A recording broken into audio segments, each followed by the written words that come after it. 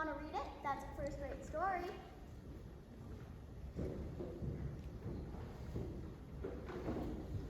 Joe accepted it was fine. She had never outgrown her liking for lads, and soon found herself in the usual lurid labyrinth of love, mystery, and murder. Rhymed, isn't it? I think you or I could do as well as that if we tried. I should think I was a pretty lucky chap if I could. She makes a good living out of such stories. She knows what folks like and gets paid well for writing it.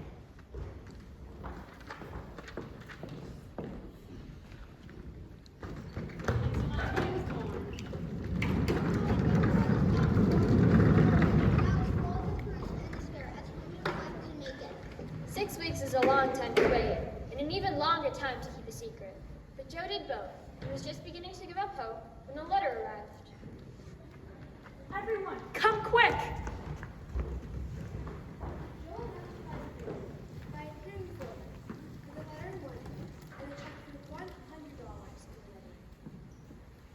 course, it was Great Jubilee, and when the story came, everyone read it and praised it. Though, after her father said that the language was good, the romance fresh and hearty, and the tragedy quite thrilling, he shook his head. You can do better than this, Joe. Aim at the highest, and never mind the money. I think the money's the best part. What will you do with such a fortune? Send Beth and Mother to the seaside for a month or two. The Duke's daughter paid the butcher's bill, a banded ham put down a new carpet, and the curse of the cottages, flat new gowns, all around. So Joe was satisfied and fell to work with a cheery spirit. Encouraged by her success, Joe resolved to try and publish her novels.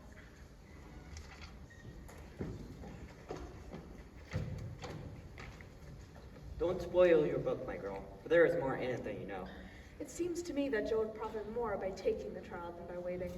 Criticism is the best test of such work, and we're too partial. That's just it. I've been fussing over the thing for so long, I don't know whether it's good, bad, or indifferent. I wouldn't leave a word out of it. The story is more in the mind than in the actions of the people. And it will all be a muddle if you don't explain as you go.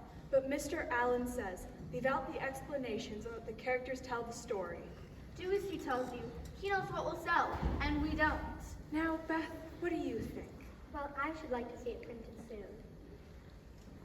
So with Spartan firmness, the young author laid her firstborn on the table and chopped it up as ruthlessly as any ogre. It was printed, and she got $300 for it, and enough helpful criticism to sink a battle.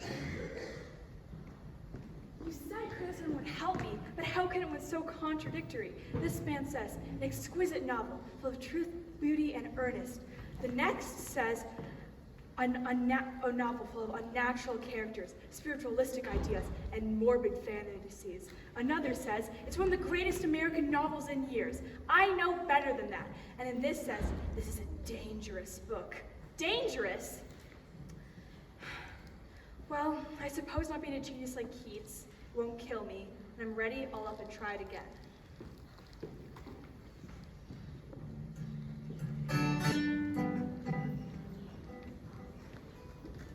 How is she? Where is everybody? Why didn't you tell me? She's resting upstairs with you, happy as a queen. Every soul of them is up for worship.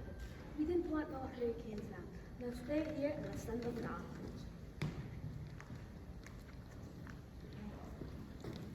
Shut your eyes and hold out your arms. I'd rather not. I shall drop it or smash it, as sure as fate. Then you don't get to see.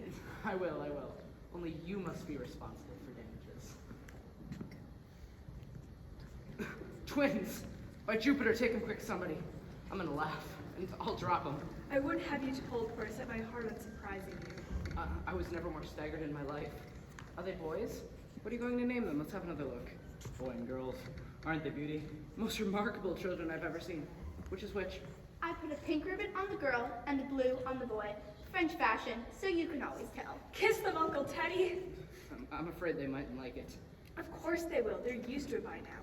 Do it this minute, sir. That's the boy. He hits out with his fists like a good one. Now then, young Brooke, pick on someone your own size, will you? He is to be named John Lawrence, and the girl Margaret, after mother and grandmother. We'll call her Daisy, as to not have two Megs in the house. And I suppose he'll be Jack, unless you find a better name. Name him Demi-John, and call him Demi for short. Daisy and Demi. I knew Teddy would do it. Here's Mother.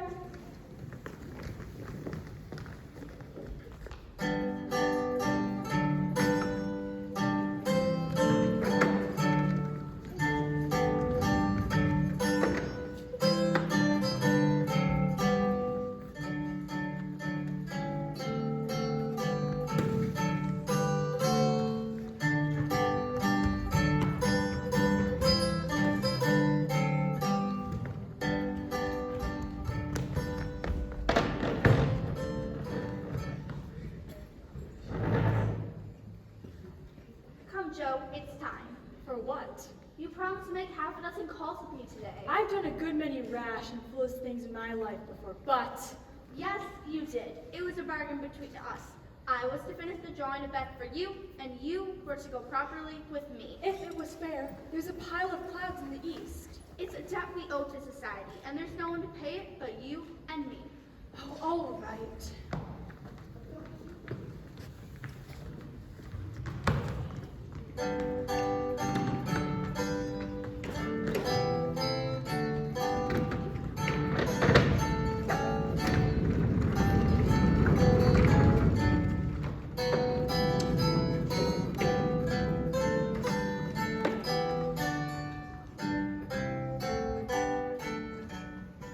Jo hated making calls, but she let her more social sister drag her around, returning the visits of those who had visited them.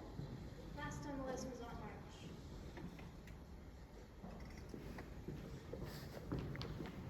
Oh, let's go home and never mind Aunt March today. We can run down there any time. Aunt March likes to have us pay the compliment of making a formal call. It's a little thing we can do, but it gives her pleasure. What a good girl you are. I wish it was easy for me to do little things to please others. We found the old lady at home and eager for gossip. Are you going to help with the charity fair year? Yes, Aunt. Miss Chester asked me if I would like to help, and I offered to tend the table. I'm not. I hate to be patronized. The Chesters think it's such a great favor to allow us to help with their fair. I think it is very kind of them to let me share in the labor and the fun. I like your grateful spirit, my dear. It's a pleasure to help people who appreciate our efforts. Some do not, and that is trying. I don't like favors, they oppress me. I'd rather do everything for myself and be perfectly independent. Do you speak French, dear? Pretty well. Thanks to letting Esther talk to me as often as I like. I can't bear French. It's just a slippery, silly sort of language. Well, it's getting on. Come, Amy.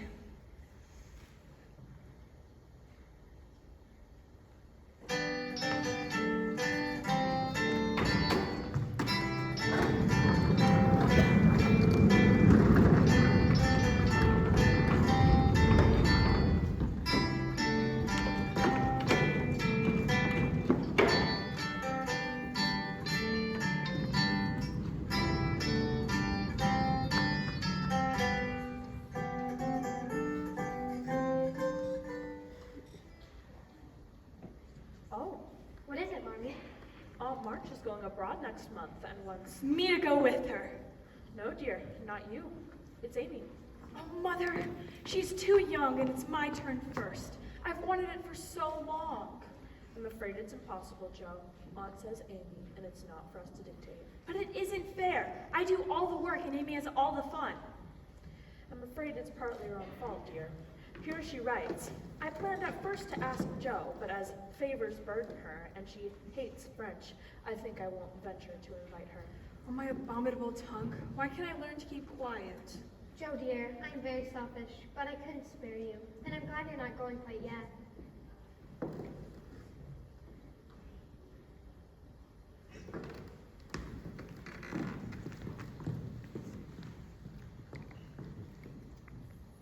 How many bouquets have you sent Miss Randall this week?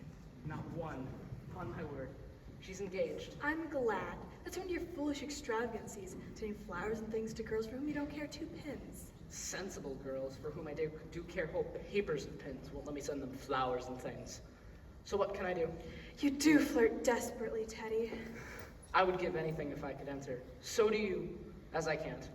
I will merely say I don't see any harm in that pleasant little game. Well, it certainly does look pleasant, but I just can't seem to learn how it's done. I'm glad you can't flirt. Some girls go on at such a rate, and I'm ashamed of them. If they knew how we fellows talked about them. If you behaved, they would. But when you like their nonsense, they keep it up and then you blame them. We don't like romps and flirts, but we may act as if we did. The pretty modest girls are never talked about except respectfully. Then go devote yourself to one of those pretty modest girls for whom you do respect. You really advise it? Yes, I do. But you better get yourself from school and be fitting yourself in the place meanwhile. You're not half as good as now, that pretty modest girl may be. That, I'm not.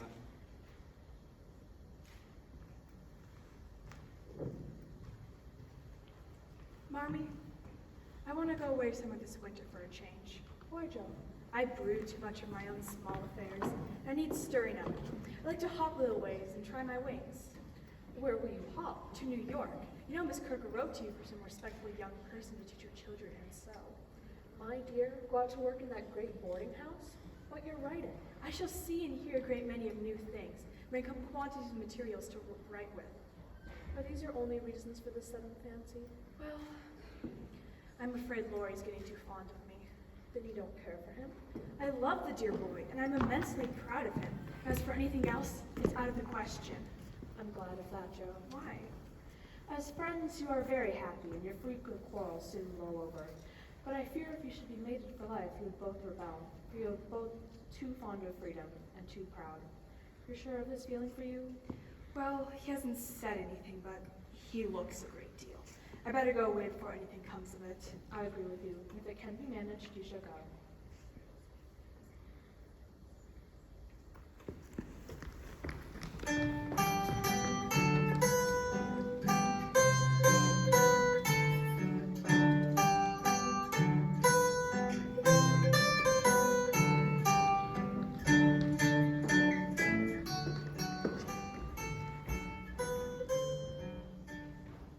London, dearest people, here I really sit at the front window of the Bath Hotel Piccadilly. The trip from the boat was like riding through a long picture gallery full of lovely landscapes. The very cattle looked more tranquil than ours, and the hens had a contented cluck, as if they never got nervous like Yankee biddies. Shopping in Regent Street is perfectly splendid, but I shall get my glass in Paris. Doesn't that sound sort of elegant and rich?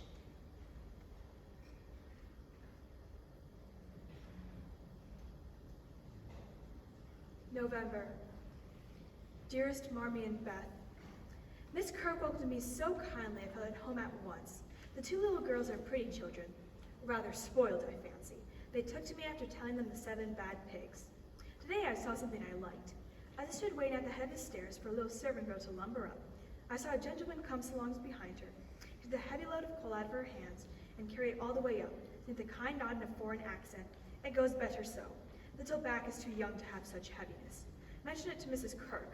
She laughed and said that must have been Professor Bear. She told me she was from Berlin. Very learned and good, but as poor as a church mouse, gives lessons to support himself and the 2 little orphan nephews for whom he is educating here. Mrs. Kirk lends her his parlor to some of his scholars. He's almost 40, so it's no harm, Marmee. London. Larry's English friends, Frank and Betty Vaughn, are here. Tell them they asked for Beth to start here for ill health. Aunt is tapping on the wall for the 3rd time, so I must stop. I really feel like a displaced London lady, writing here so late, with my room full of pretty things and my head a jumble of parks, theaters, and new gowns. December. When I got to the nursery Saturday, there was such an uproar in the parlor that I looked in. And there's Professor Bear down on his hands and knees, little Tina, the laundrymaid's daughter, on his back, Kitty leading him in with the jump rope, and Minnie feeding 2 small boys with seed cakes and cages built of chairs. We were playing zoo, explained Kitty. This is my effluent, added Tina, holding onto the professor's hair. The effluent sat up, and as much as in earnest as any of them, said soberly to me, "If we make too large of a noise, you shall say hush to us, and we will go more softly." Heidelberg. My dearest Mamma, having a quiet hour before we leave for Bern. I'll try to tell you what has happened. Fred has just gone. I haven't flirted, Mother, truly. I can't help it if people like me. Now, I know Mother will shake her head and the girls will say, "Oh, the mercenary little wretch." But I've made up my mind. If Fred asks me, I shall accept him, though I am not madly in love. He's handsome, young, clever enough, and very rich, ever so much richer than the Lawrences. A happy New Year to you all, my dearest family. I can't tell you how much I enjoyed your Christmas bundle, for I didn't get it till night and had given up hoping. Speaking of presents, New Year's Day, Mr. Bear gave me a fine Shakespeare. It's one he values much, so you may imagine how I felt when he brought it down and showed me my own name on it. From my friend, Frederick Bear. Don't laugh at his horrid name. Is it pronounced bear or beer, as some people will say it? Something in between the two, as only the Germans can give it. I hope you will know him someday. Motherwood will admire his warm heart, and father his wise head. Last evening, I had a feeling that it was going to happen, and I was ready for it. But when Fred arrived, he only had time to say goodbye. He'd just gotten a letter begging him to come home, for Frank was very ill. But he said in a way that I could not mistake, "I shall soon come back. You won't forget me, Amy. We shall soon meet in Rome, and then, if I don't change my mind, I shall say, yes, thank you, when he says, will you, Amy? Ever, your Amy." My dearest Beth, I've begun to write again. If I can make some money, I'll take you to the mountains.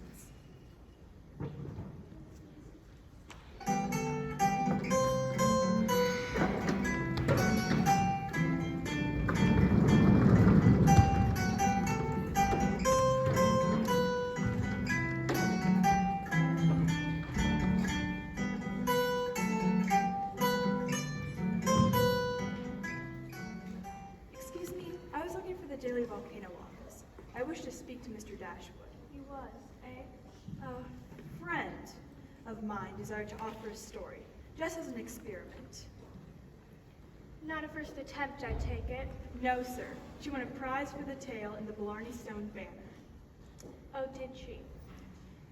We'll take this if you don't object to a few alterations. It's too long, but omitting the passages I'm marking will make it the right length. Jo looked at the marked passages and was surprised to find that all the moral reflections she had carefully put together had been stricken out. But, sir, I thought that every story should have some sort of moral. So I took care to have few of my sinners repent. People want to be amused, not preached at. Lectures don't sell nowadays. But that's wicked. I know it's only light entertainment, but I did hope to give my work some sort of higher meaning. Do you want higher meaning or do you want to get paid? We give from 25 to 30 for things of this sort. Pay when it comes out. Shall I tell my friend you'll take another if she has one better than this? Tell her to make it short and spicy, and never mind the moral. What name would your friend like to put on it? None at all, if you please. She doesn't wish her name to appear. Just as she likes it, of course. Be out next week. Will you call for the money or shall I send it? I'll call. Good day, sir.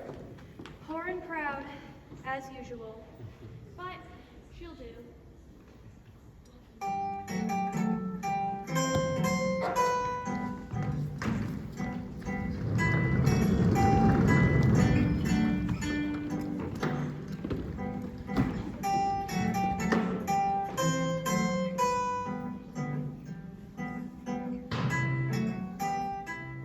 So, you see here where the poet speaks of his love? Miss Marsh, for what do you laugh in my face? Have you no respect for me that you go on so bad? How can be respectful, Professor? You forgot to take your hat off. Ah, I see him now. It is that Aunt Tina who makes me fool with my cap. Well, it is nothing. But see you, if this lesson goes not well, you too shall bear. I wish these sensation stories did not come here. They're not for children to see, nor young people to read.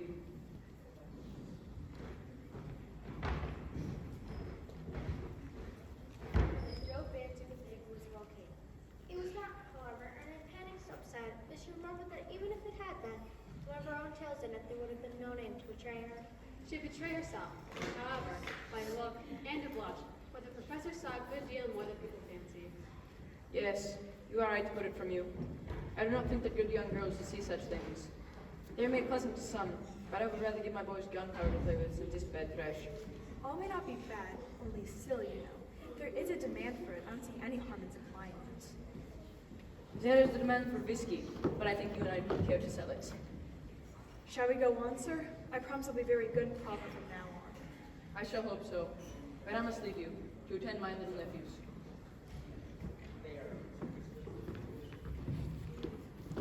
As soon as she went to her room, Jo took out her papers and carefully reread every one of her stories.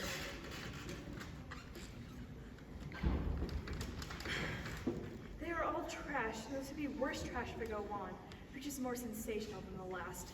I know it's so, for I can't help but read this stuff without being horribly ashamed of it. And to think what would happen if it was seen at home, or the professor got a hold of it. At which thought, she stepped on the ladder into the stove, nearly setting the chimney afire with the blaze.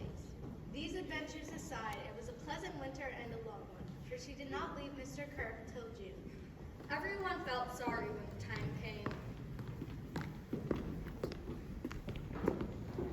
Now, sir, you won't forget to come and visit us if you ever travel our way, will you? I want them to all know my friend. Do you? Shall I come? Yes, come next month. My friend Lori graduates then, and you'll enjoy the commencement. I fear I shall not make time for that, but I wish the friend much success, and you all happiness. God bless you. But after the boys were in bed, he sat long before the fire, with a tired look on his face, and with homesickness, lying heavy on his heart.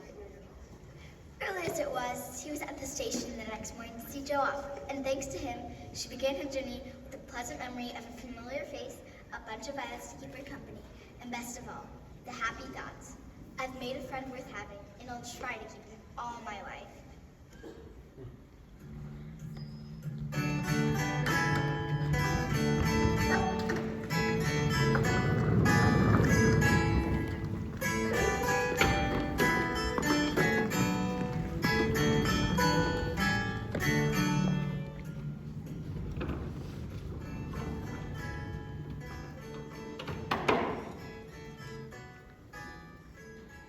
Whatever his motive might have been, Laurie studied to some purpose that year, for he graduated with honors and gave the Latin oration with the grace of a Phillips and the elegance of a Demosthenes, or so his friend said.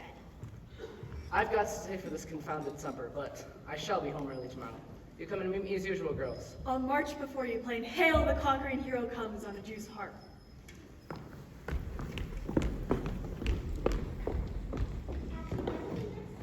Jo felt mistakenly uncomfortable, but his first remark could hardly be called passionate. Where's the juice harp? I forgot it. Jo, Don't, Teddy. Please don't. it's no use, Jo.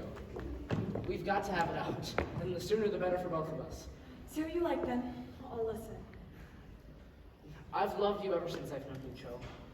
I've tried to show it, but you wouldn't let me. Now I'm going to make you here and give me an answer. Oh, I wanted you to say this.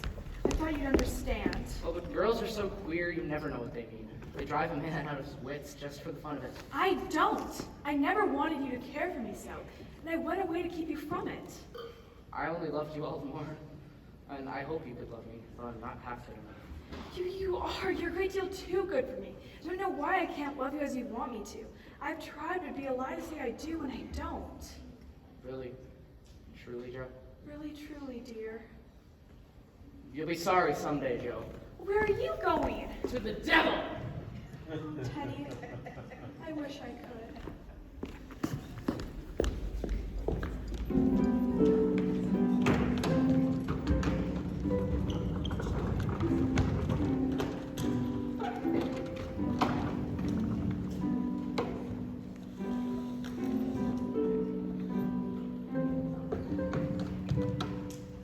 Beth thought the mountains too far from her, so Jo took her to the seashore. She was struck by the change in her sister. It had come too gradually to startle those who saw her daily.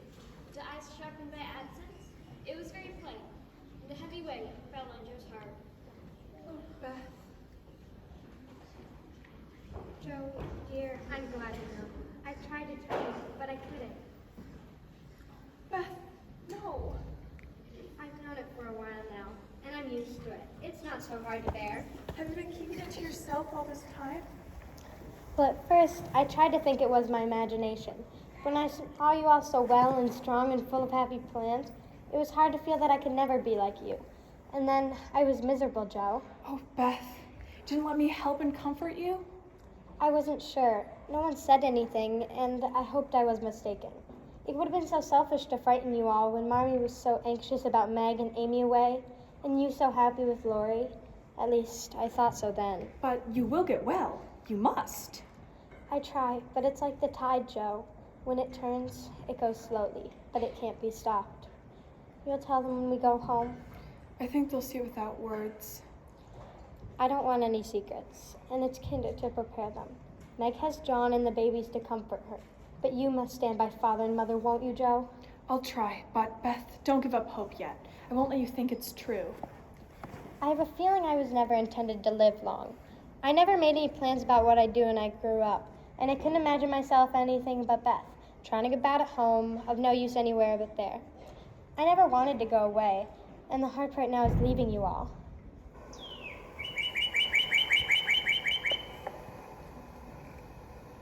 Dear little bird, see how tame it is. I like the geese better than the gulls. They are not so handsome and wild, but they seem happy, confiding little things. I used to call them my birds last summer, and Mother said they reminded her of me. Busy little creatures, always near the shore, and always chirping that contented little song of theirs. You are the gull, Joe, strong and wild, fond of the storm, flying far out to sea. Meg is the turtle dove, and Amy is like the lark, trying to get up among the clouds, but always dropping down into its nest again. I hope I shall see her, but she seems so far away. She is coming home next spring. I'm going to have you all well and rosy by that time. Joe, dear, don't hope anymore. I think the tide will go out easy if you help me.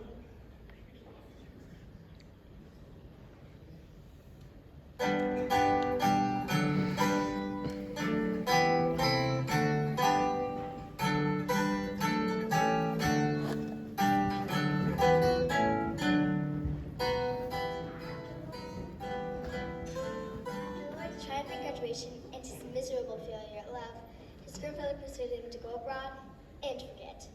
He really did his best to enjoy himself. One day in Nice, he was strolling down the lane, admiring the fashionably dressed ladies, when one especially beautiful caught his eye. She was young, blonde, and dressed in blue.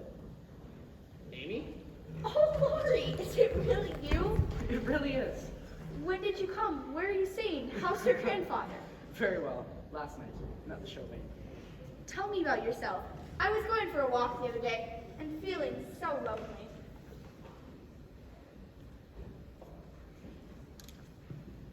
Lori went to Nice, intending to stay a week and remained a month.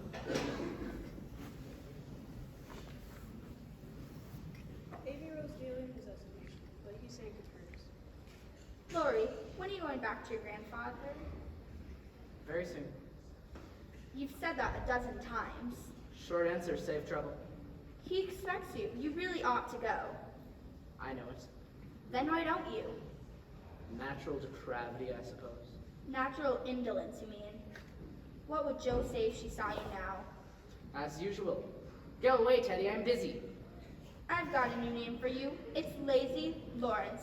Do you want to know what I honestly think of you?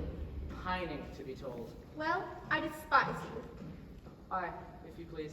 Because of every chance for being good, useful, and happy, you're faulty, lazy, and miserable. I pray. Go on. It's quite interesting. Yes, selfish people always do talk about themselves. Am I selfish? With money, talent, position, health, and beauty, you like that, old Vandy, but it's the truth, so I can't help saying it.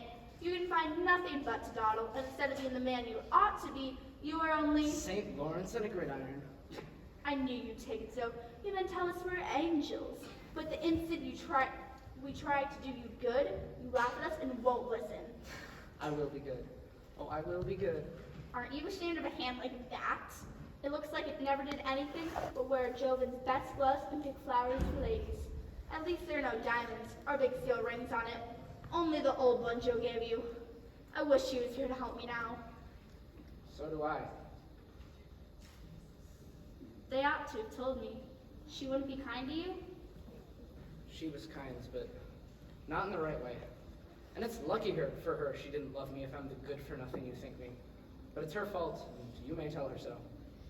I don't know, but I can't help wishing you'd bear it better, Teddy dear. No, don't. That's her name for me.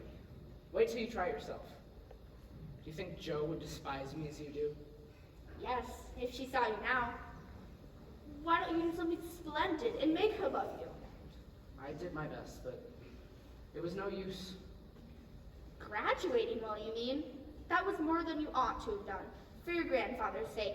It would have been shameful to fail when everyone knows you could do well. I did fail. Joe wouldn't love me. There. How do you like that? Oh, you draw. Yes, that's sweet. As you are. This is as you were. Found this in my portfolio the other day and kept it to show you. Oh, you've improved. And you?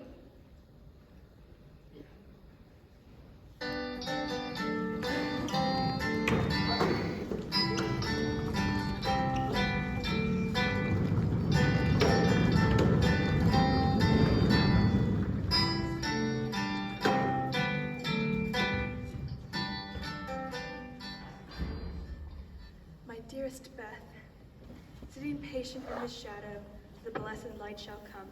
A serene and saintly presence sanctifies our troubled home. O my sister passing from me, of human care and strife, leave me as a gift those virtues which beautified your life. Dear, bequeath me that great patience, which is the power to sustain a cheerful, uncomplaining spirit in its prison house of pain. And that unselfish nature, that charity divine, in pardon wrong for love's dear sake, me cark, forgive me mine. Henceforth, safe across the river, I shall see forevermore a beloved household spirit waiting for me on the shore. Hope and faith born of my sorrow, guardian angels shall become, and the sister gone before me, by their hand shall lead me home.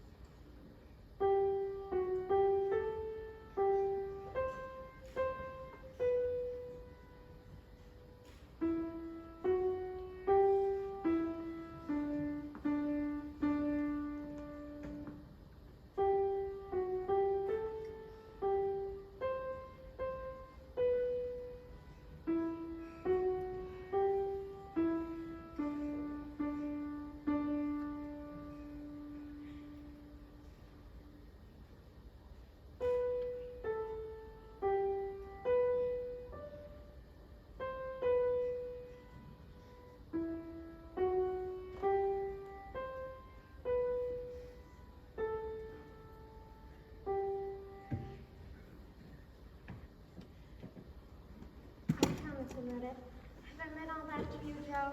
Oh, Beth, so much, so much.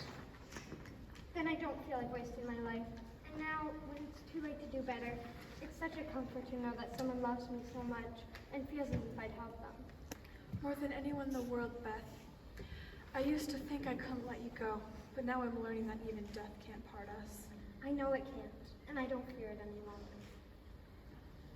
You must take my place, Joe, and be everything to Father and Mother when I'm gone. I'll try. Flowers were up early that morning to say goodbye to Beth, who, like a tired and trustful child, clung to the hands that led her all her life, as Father and Mother guided her tenderly through the valley of shadow and gave her up to God.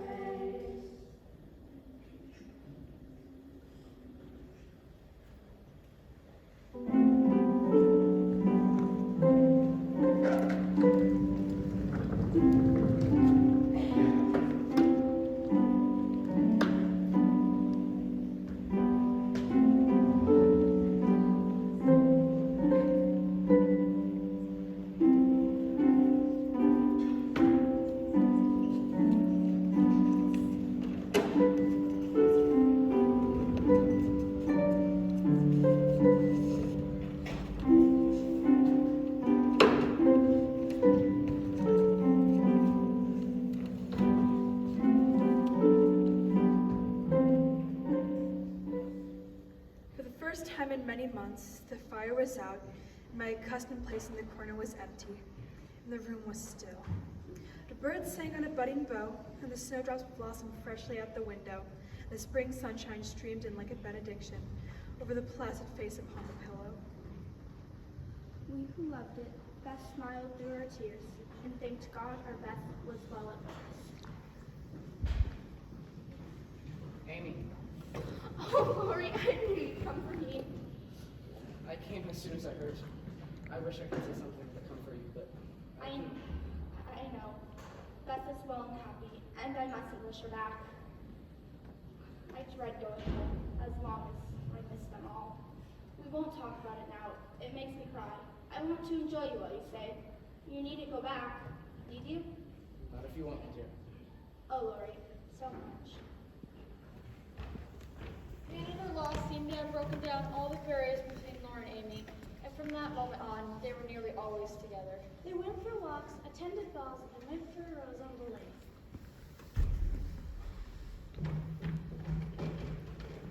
Rest a little and let me row. For since you've come, I've been altogether lazy and luxurious. I'm not tired, but you may take an hour if you like. There's room enough.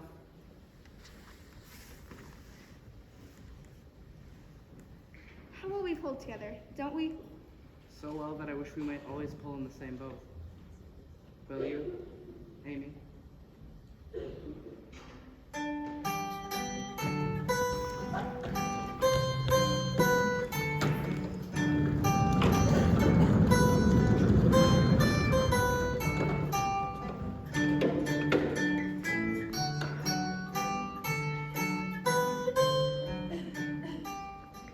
Back home, Joe tried to live up to her promise to Beth, but found it heavy going now that she had lost the one person whose example had made serving others easier to learn. Why must life always be so drear? I can't settle my mind to anything. Why don't you write? That always used to make you happy. I've got no heart to write, and even if I had, nobody cares for my things. We do.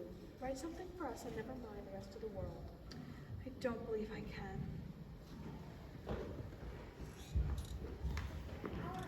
Her mother peeped into the garret, and there she was, scratching away. Joe never knew how it happened, but something got into that story that went straight to the hearts of those who read it. For when her family had laughed and cried over it, her father sent it, much against her will, to one of the popular magazines, where to her utter surprise it was not only paid for, but others requested.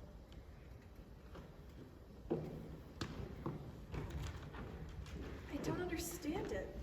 What can there be in such a simple little story to make others praise it so?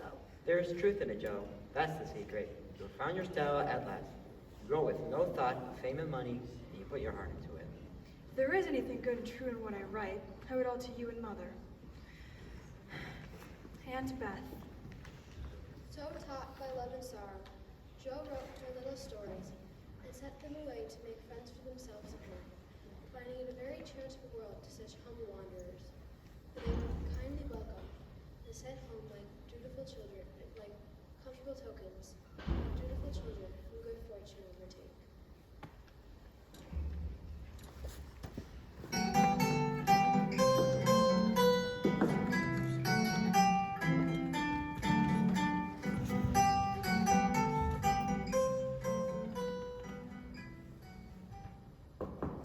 Teddy! My Teddy! Dear Joe, glad to see you back. Glad my blessed boy words can't express. Where's Amy? Your mother's got her down at Meg's. We stopped there, by the way, and well, there was no getting my wife out of their clutches. Your what? Oh, the dickens. Now I've done it. You've gotten married? Yes, please. But I promise I will never do it again. Actually married. Very much so. Thank you. Mercy on us. What dreadful thing will you do next? Get up, you ridiculous boy, and tell me all about it. Confess, Teddy. How good it sounds to hear you say Teddy. No one ever calls me that but you. What does Amy call you? My lord. Ha! You look it. They're all coming presently. I couldn't wait. I wanted to be the one to tell you. And you spoiled your story by beginning at the wrong end. Sit down and start right and tell me all how it happened. Well, Grandpa wanted to come home. He only went abroad in the first place to please me. so I couldn't let him go alone, and nor could I leave Amy. But your aunt had English notions about chaperones and such nonsense, and she wouldn't let Amy come with. So I just settled the difficulty by saying, let's be married, and then we can do as we like. Where is she? Where is my dear old Joe?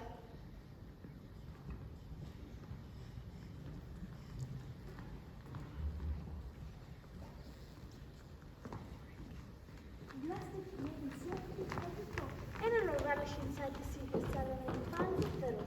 She's turned into a real lady, hasn't she now? Love has done much for our little girl. She has led an example before her all her life, my dear. As happy as she was for her sister and new brother, Jo couldn't help but feeling even more alone than she had been before, now that even faithful Teddy had deserted her. But then came a knock on the door that made her forget her loneliness. Mr. Bear, I'm so glad to see you. And I, to see Miss Marsh. But no, you have a party. No, not a party, only the family. Come in and make one of us. If I shall not be Monsieur de Trop, I will gladly see all of them. You have been ill, my friend. Not ill, but tired and sorrowful. We have had trouble since I saw you last. Ah, yes. My heart was sore when I heard that. Father, Mother, I'd like you to meet my friend, Professor Bear. If the king had any doubt for his reception, they were at rest in a minute.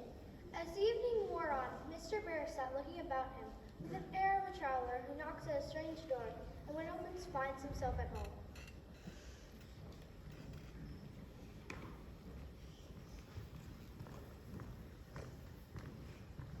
My wife and I are very glad to meet you, sir.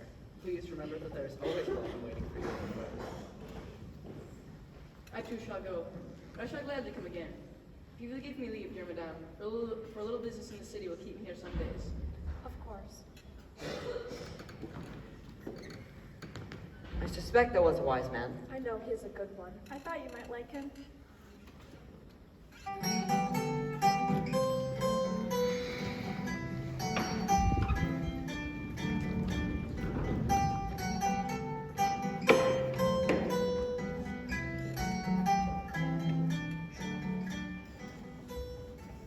Mrs. Lawrence, My lord?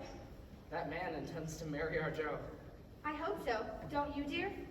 Well, my love, I do consider him a trump, but I do wish he was a little younger and a good deal richer. If they love each other, it doesn't matter a particle how old or how rich they are. A woman should never marry for money. If my memory serves me, you once thought it your duty to make a rich match. But that does account perhaps for you marrying a good-for-nothing like me. I forgot you were rich when I said yes. I'd have married you if you hadn't a penny. How could I doubt it? You refused a richer man for me and won't let me give you half I want to now. Laurie, would you care if Joe does marry Sir Bear? Oh, that's the trouble, is it? Oh, I thought there was something. Now do listen. I am without a doubt the happiest man alive, and I assure you I can dance at Joe's wedding with the heart as light as my heels. But I do wish we could do something for that capital old professor. Couldn't we invent a rich relation who shall obligingly die out there in Germany and leave him a tidy little fortune? Joe would find this out and spoil it all. She is very proud of him just the way he is, and said yesterday that she thought poverty was a beautiful thing. She won't be saying that when she has a dozen little professors and professorins to support. How delightful it is to be able to help others. That was always one of my dreams, to have the power to give freely. And now thanks to you, that dream has come true. Mary was a young boy, and these young lovers had long reward in most. So it was decided that The Lawrences would spend their lives helping others. it was the best use of all that money that either could think of, and it would allow them to work together.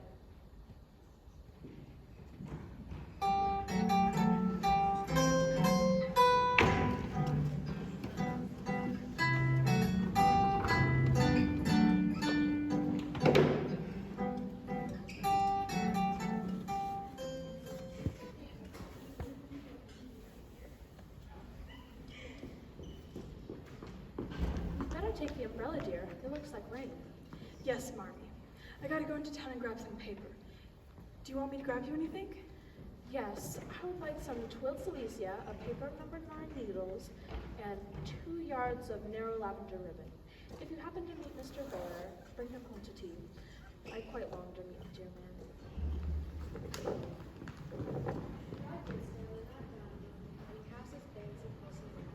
For most men can't. But Jo found herself in that part of the city before she did a single. The drop of rain on her cheek reminded her of a little umbrella she forgot to take in her hurry. Serves you right, Jo. What business had I to put on all my best things, come philandering down here in hopes of seeing the professor? Jo, I'm ashamed of you. With that, she rushed across the street so impetuously that she narrowly crossed annihilation before a passing wagon. I see from noses thrown by the lady who goes so bravely under many horses' noses, and so fast in much mud. What do you down here, my friend? I'm shopping. You have no umbrella. May I go also and take you for the bundles? Yes, thank you. We had thought you had gone. Do you believe that I should go with no farewell to those who have been so heavenly kind to me? Well, I knew you had business in the city, but we rather missed you, father and mother especially. I thank you. And come one more time before I go. So, you are going then? I have no longer any business here. It is done. Successfully, I hope? I ought to think so. For I have a way open to me by which I can make my bread and give my younglings much help. Tell me, please. I'd like to know all about the boys. My friends find for me a place in a college, where I teach at home, and enough to make enough for Franz and Emil. How good it will be to be able to see you often, and the boys. But we shall not meet often, I fear. This place is at the best. So far away. Miss Marsh, I have a great favor to ask you. Yes? I wish to get a little dress for my Tina, and I'm too stupid to go alone. Will you kindly give me a word of taste and help? Yes, sir. I wish also to get a shawl for Tina's mother. Yes, a thick warm shawl would be a friendly thing to take the little mother. I'll do it with pleasure. Heart's dearest, why do you cry? Because you were going away. Ach, mein Gott. It is so good. Jo, I have nothing but much love to give you. I came to see if you could care for me. And I waited to be sure that I was more than a friend. Am I? Can you make a little place in your heart for old Fritz? Oh, yes. Fritz, why didn't you say something sooner? I had wished to tell something the day I said goodbye in New York. But I thought the handsome friend was betrothed to thee, so I spoke not. Would you have said yes if I had spoken? I'm not sure. I'm afraid not, for I just didn't have any heart then. Prut, that I do not believe. For it was asleep till the fairy prince came through the wood and waked it up. Ah well, the eerste liefde is de beste, but that I should not expect. Yes, the first love is often the best. I never had another. Teddy was never more than just a friend. Then I shall rest happy, and be sure you give me all. Now, what brought you here just when I wanted you? This, I found it in a magazine, by chance. What? This is mine. It was published anonymously. There's no name. How did you know? I knew. And in it there was one little verse that seemed to call me. Read through and find him. I will see that you go not on the vet. Chests, all in a row, dim with dust and worn by time. All fashioned and filled to long ago by children now in their prime. 4 little names, one on each lid, carved out by a childish hand. Underneath their lid of hid, histories of the happy band. Meg on the first lid, smooth and fair, I look in with loving eyes, for folded here with well-known care, a goodly gathering of lies. The record of a peaceful life gives to gentle child and girl a bridal brow, lines to a wife, a tiny shoe, a baby curl. Ah, happy mother, I know you hear your sweet refrain, lullabies ever soft and ever low in the falling summer rain. Jo in the next lid, scratched and worn, and within a motley store of headless dolls of schoolbooks torn, birds and beasts that speak no more, half-read poems, stories wild, April letters, warm and cold, diaries of a willful child, hints of a woman early old. A woman in a lonely home, hymn like a sad refrain, be worthy, love, and love will come, the falling summer rain. My Beth, the dust is always swept, from the lid that bears your name, as if by loving eyes that wept, by careful hands that often came. Death canonized us for one saint, ever less human than divine, and still we lay with tender plaint, relics in this household shrine. Songs she sang without lament, their prison house of pain. Forever they sweetly blent, the falling summer rain. Upon the last lid's polished shield, legends now both fair and true, A gallant knight bears on his shield, Amy in letters gold and blue. Gay Valentines all ardent flames, trifles that borne their part, in girlish hopes and fears and shames, the record of a maiden heart. Now learning fairer, truer spells, hearing like a blithe refrain, the silver sound of bridal bells, the falling summer rain. For little chests all in a row, dim with dust and worn by time, four children, taught by weal and woe, to love and labor in their prime. In their prime, four sisters, part for an hour, none lost, only one gone before, made by love's immortal power, nearest and dearest, evermore. It's very bad poetry, but I felt it one night when I wrote it, when I was feeling lonely. I read that to myself, and I think to myself, she has a sorrow. She would find comfort in true love. What made you stay away for so long? I could not find the heart to take you from that so happy home until I could have a prospect of one to give you. How could I ask for you to give up so much for the poor old fellow who has no fortune but a little learning? Don't fear poverty. I've known it long enough to know it isn't so bad working for the ones that you love. Don't call yourself old. You can help loving you even if you're 70. Do you have patience to wait a long time, Joe? I must go away and do my work alone. I must help my boys first, because, even for you, I must not break my word to Mina. Yes, I can. Can you forgive that and be happy while we hope and wait? Yes, I can. For we have true love, and that makes all the rest easy. Ah, you give me such hope and courage, and I have nothing to give back but a full heart in these empty hands. Not empty now.